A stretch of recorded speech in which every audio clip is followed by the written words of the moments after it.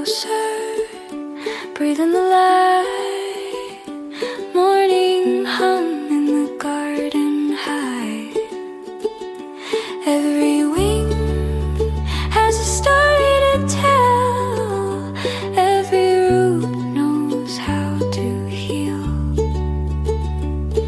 We listen, we learn, we gather and grow. We're the bees and the wild things know.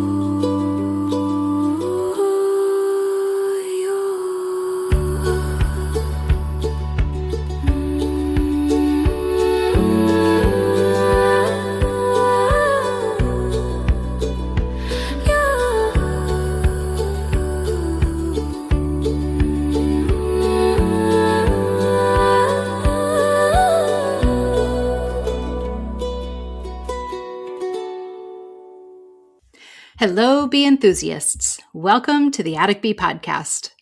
I'm really glad you're here today because I want to talk about something that I think is incredibly important and maybe a little surprising. We're going to spend the next 20 minutes or so thinking about two things that don't usually share the same sentence, and those are honeybees and democracy. And I promise this isn't going to be some feel-good fable where nature has all the answers and we just need to be more like insects. That's not what I'm going for. The state of our politics today is complicated, to say the least. People are exhausted, frustrated, and a little cynical. Okay, very cynical. And it's understandable. But I think there's something genuinely instructive in looking at how 50,000 bees manage to make life or death decisions together without a strong man at the top and without tearing the hive apart. So let's dig in. I'm your host, Jody Schramm. Let's talk about what the science actually shows, what political thinkers from across the spectrum have said about collaboration, and what any of this means for where we are in this moment in history. We're going to begin with the biology of bee behavior because that really is what drives how they function.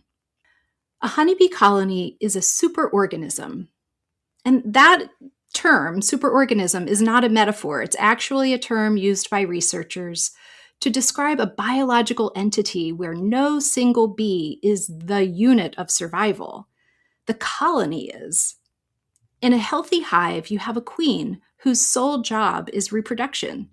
She can lay up to 2,000 eggs per day at peak season.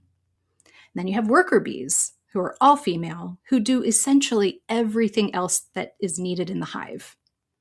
And then you have the drones, the male bees, and their primary function is to mate with the queen. When winter comes and resources get scarce, the workers actually evict the drones. And there's no sentimentality about it. But here's what many people don't know about the workers. They don't all do the same thing. Researchers have documented a system called temporal polyethism, and that's just a fancy way of saying that bees change jobs as they age. A newly emerged worker starts by cleaning cells within the hive.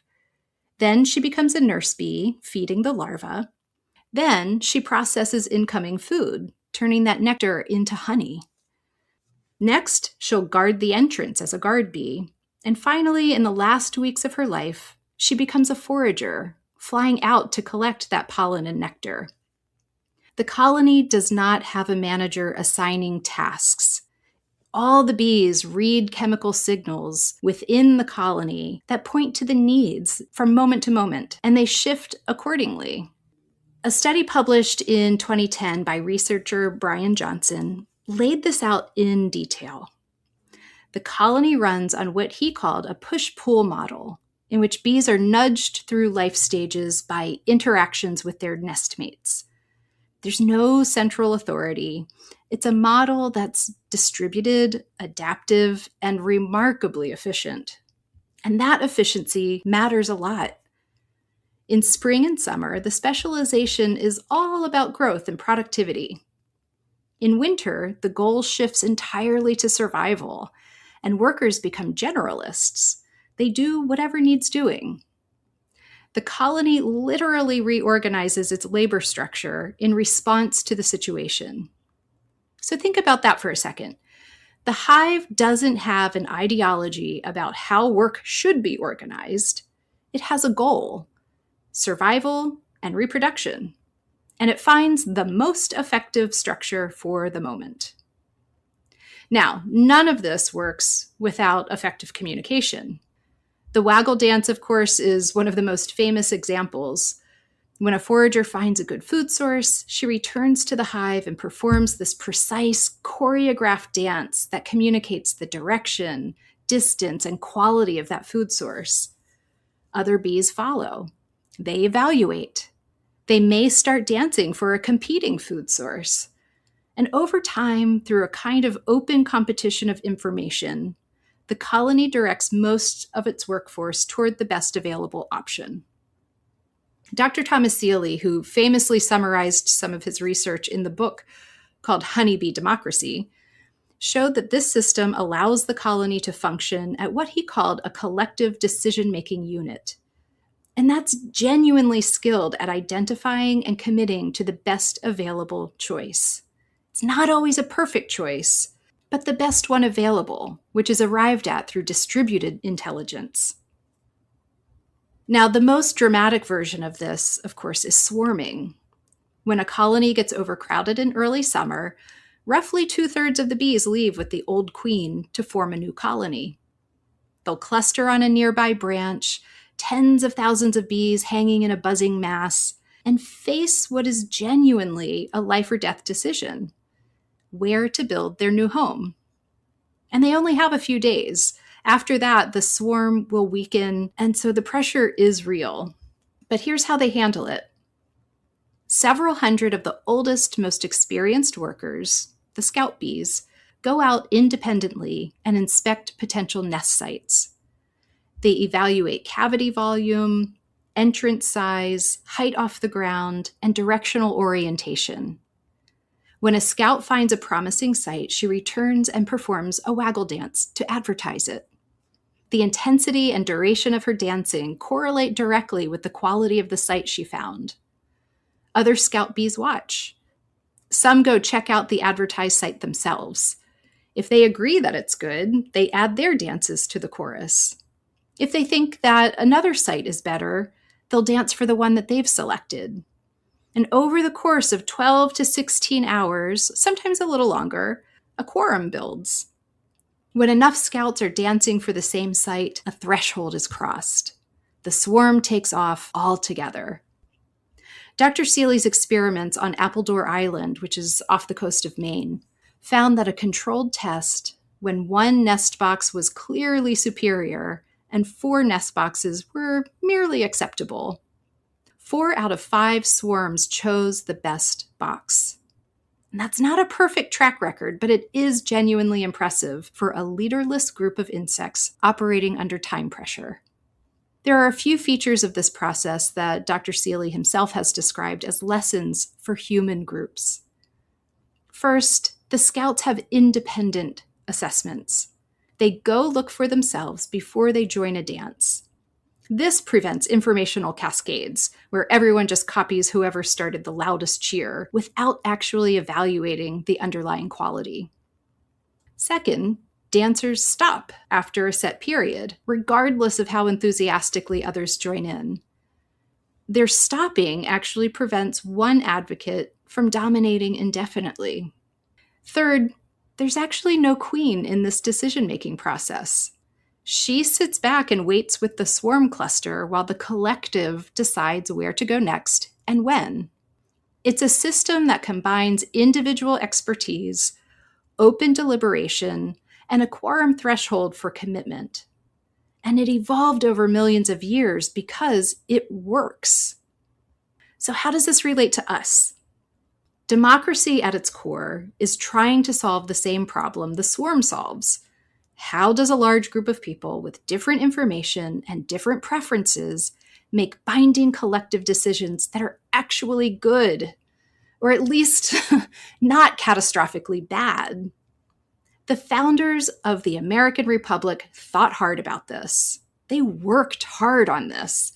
They were skeptical of pure direct democracy. They had read their history and had seen how it tended toward mob rule and demagoguery, but they also didn't trust concentrated power. The whole architecture of the Constitution, its separation of powers, its checks and balances, its federalism, is a distributed system. No single representative or leader controls everything. That's how it should be. And here's where I want to give credit to two very different intellectual traditions, because both have genuinely important things to say about collaboration and civil society.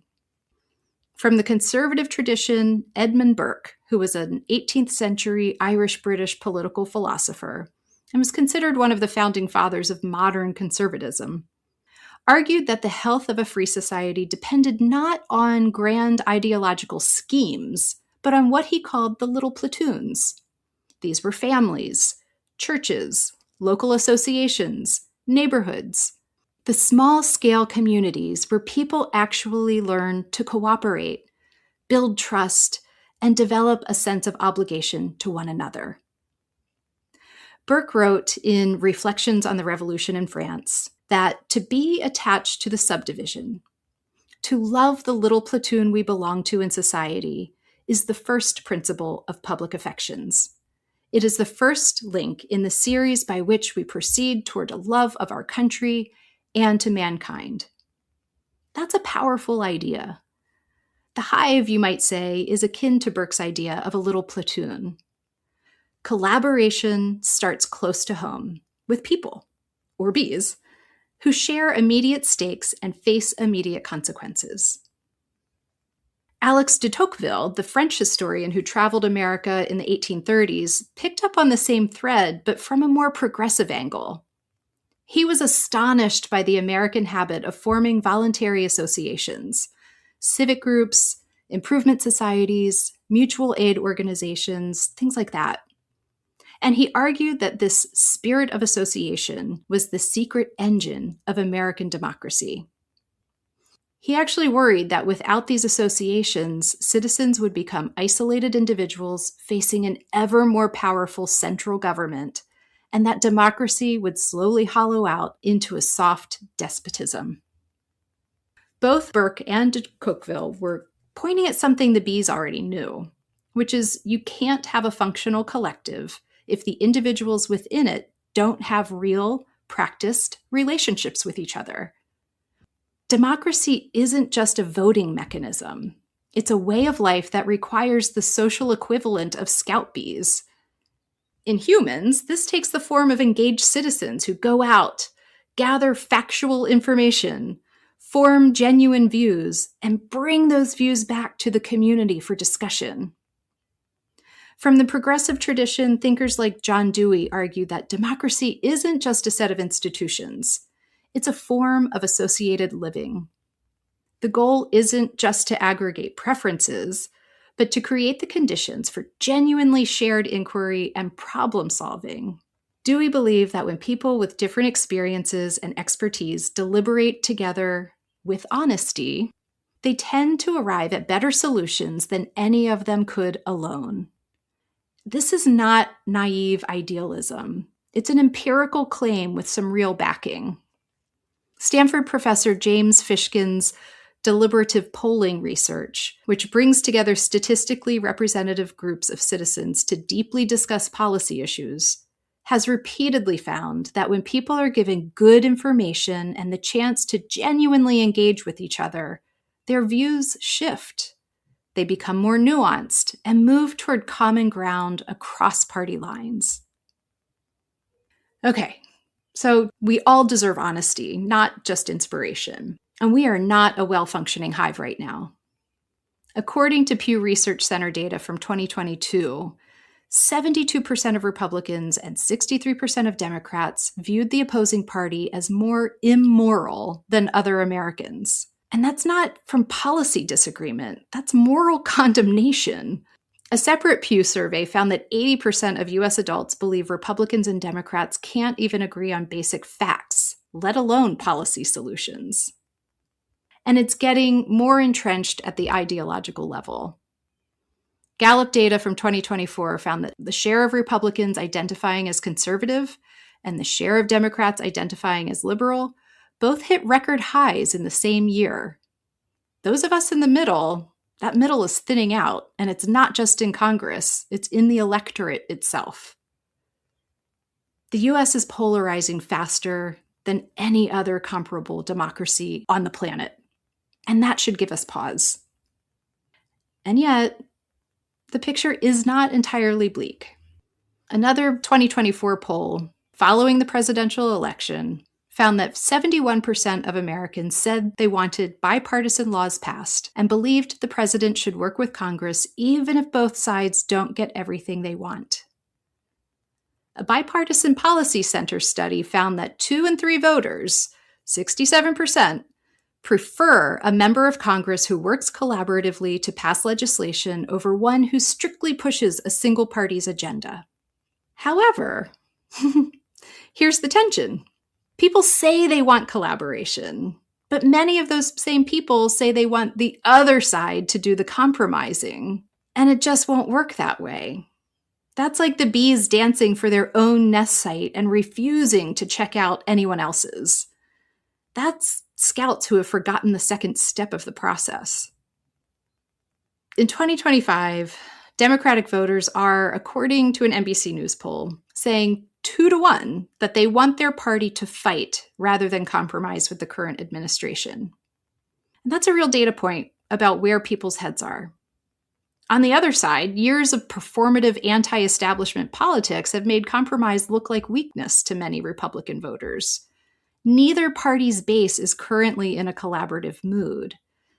And when we're being told lies, and the public is being manipulated, and news agencies are being shut down or gagged, muffled, whatever you want to call it, we have to ask the question, is this a permanent feature of who we are? Or is it a moment, a stressed out, overstimulated, social media amplified moment that we can in fact move through? A hive under stress is instructive here. Honeybee colonies under chronic stress from parasitic mites showed significant breakdowns in their division of labor. The sophisticated task allocation system became inefficient. Bees could not perform their roles as effectively, and the colony's social resilience weakened. Chronic stress degrades collective function. We shouldn't be surprised that this applies to human societies as well. So what's the takeaway? First, independent evaluation matters.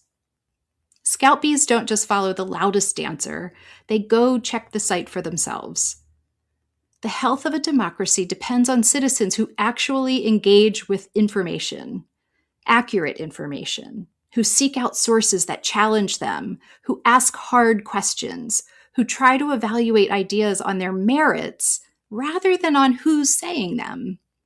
And this isn't a partisan point, it's a civic one. Second, advocacy without monopoly. In the hive, scouts stop dancing after a period, even if they believe in their site. This built-in humility prevents any single voice from dominating indefinitely. Political discourse, especially in the age of social media, has a really hard time with this. The incentives push toward escalation, but the wisdom encoded in the hive is that good decisions require multiple voices cycling through, not just one voice at maximum volume forever, all caps. Third, the little platoons matter. Whether you're reading Burke from the right or Dewey from the left, the underlying argument is the same. Collaborative capacity has to be practiced. It starts in families, neighborhoods, churches, civic organizations, school boards, and volunteer fire departments. The more those local structures erode, and by many measures, social trust and civic participation have declined in America since the 1970s, the harder it is to scale collaboration up to the national level. Fourth, shared stakes create shared behavior. The bees collaborate because the colony's survival is everyone's survival. They don't have the option to defect. We do, and we often exercise it. But the research on deliberative democracy and the data showing broad bipartisan agreement on things like the economy, infrastructure, and the basic desire for competent government suggests that when Americans are reminded of what they share, they find more common ground than the political media environment would lead you to believe. None of this is a promise that things will get easier soon. They probably won't. Political polarization has structural drivers: geographic sorting, media fragmentation, primary election incentives, and these don't bend easily to inspiration. But the hive has been doing this for 50 million years. It has faced ice ages, parasites, habitat loss, and predators. And it still works because the architecture of collaboration is sound. And bees don't work off of greed. It just doesn't exist for them. Our country was built 250 years ago. By evolutionary standards, we are still a very young experiment. We have something the bees don't have, and that's the ability to reflect on what we're doing and choose differently. That's both the burden and the gift of being human. Thanks for listening today. If any of this sparked something for you, a thought, a disagreement, a conversation you want to have with someone across the aisle, that's exactly the kind of thing worth following. As we muddle through what feels like distorted reality, I hope you take time to take care of yourselves, take care of those around you, and go check out the site before you start dancing for it.